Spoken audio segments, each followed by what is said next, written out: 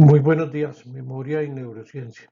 Agradecimientos al doctor Ponce y la doctora Castellanos. Procesos de memorización. Sobre todo que hay múltiples procesos que se tejen hoy sobre la psicología, pero lo que más resalta hoy dentro de los procesos de memorización es que esta depende de las circunstancias emocionales en el momento en que se crea el conocimiento o la memorización de la información que se está dando en ese momento. Es decir, las emociones y los sentimientos juegan un papel muy importante dentro de la memorización. El impacto emocional define prácticamente la duración de los datos dentro del sistema de memoria. Estos datos se van a registrar en una red neuronal y estas redes son reemplazadas constantemente por nuevas estructuras y nuevas conexiones entre sinapsis. Después de los 30 años empezamos a comprobado eh, a perder nuestras capacidades de memoria en una forma rápida o lenta, dependiendo del contexto físico que tengamos nosotros, de la estructura física. Y sabemos que el ejercicio físico y mental juegan un papel súper importante en el retraso de la pérdida de memoria dentro de los años venideros, desde los 30 años en adelante hasta el momento de nuestra muerte. Como ejemplos para retrasar este envejecimiento de memoria o esta pérdida de memoria, pues las recomendaciones son aprender un idioma nuevo, practicar una gimnasia mental, crucigramas, sudoku, todo este tipo de ejercicios que hay actualmente disponibles, inclusive juegos electrónicos. Viajar, vivir acompañado. Vivir acompañado es muy importante porque las personas solas tienden a perder más sus procesos de memorización que las que están acompañadas. Evitar el estrés crónico, por supuesto. Adaptarse a los cambios. Dormir muy bien. Cero tabaco, alcohol, drogas. Promover la emoción, es decir, sentir la vida, estar en la vida, no tener indiferencia total a los acontecimientos y sobre todo fomentar el agradecimiento.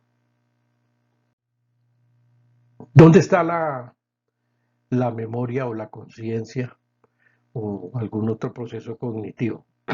Tradicionalmente se piensa que se genera un campo energético asociado a la actividad cerebral eléctrica. Es conocido por todo la actividad cerebral eléctrica, las actividades termoeléctricas y químicas dentro de un cerebro, pero algunos consideran que en ese campo que se genera electromagnético a través de la actividad eléctrica se localiza la conciencia. Digamos que es lo que se conoce hoy en día como el sistema energético tradicional, donde se aloja la conciencia. Pero otros pensamos que ese campo no está asociado a la conciencia, sino más bien a un sistema energético hasta ahora desconocido, y en esto coinciden los eruditos y los científicos más destacados, y que más bien se identifica con un universo de dimensiones actualmente desconocidas, pero que por lo menos no corresponden a la estructura de espacio-tiempo actualmente dentro del estudio de la física y la cuántica. Comprende el pensamiento y la información universal como tal, sin sustrato hardware conocido. Entonces, ¿dónde vamos a localizar el conocimiento?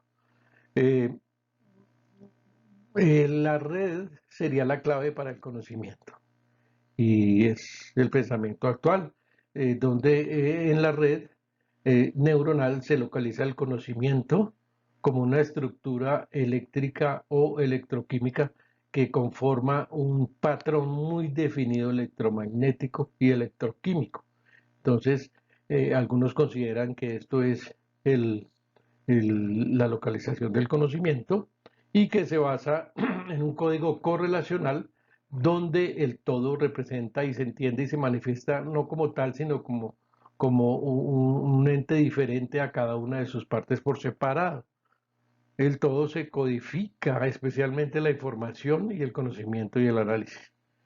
Pero entonces aquí entramos dentro del juego de dónde se localiza finalmente el conocimiento y lo podríamos asociar, por ejemplo, con la inteligencia artificial, donde localizamos el conocimiento en redes neuronales, pero aquí no hablamos de un todo. De un todo hablaríamos como una estructura neuronal universal, pero que significaría una conciencia, algo mayor que está completamente fuera del alcance actual y se sale de nuestra investigación de el tema de que finalmente la conciencia habitaría campos no dimensionales y sobre todo energéticos actualmente desconocidos.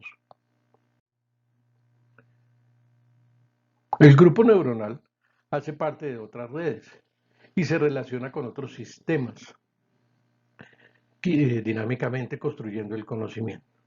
Es decir, no podemos concentrar el conocimiento a una red neuronal exclusiva, sino al funcionamiento de todas las redes como estructura. ¿Qué quiere decir eso? Que determinado conocimiento que se ha traído a través del cerebro se muestra en los scans que representa áreas energéticas que interactúan indiferentemente de patrones ya definidos. ¿Qué quiere decir esto? Que cuando se genera un conocimiento o un recuerdo de memorización, se tienen patrones especiales que cambian, que son dinámicos. La plasticidad del cerebro, precisamente.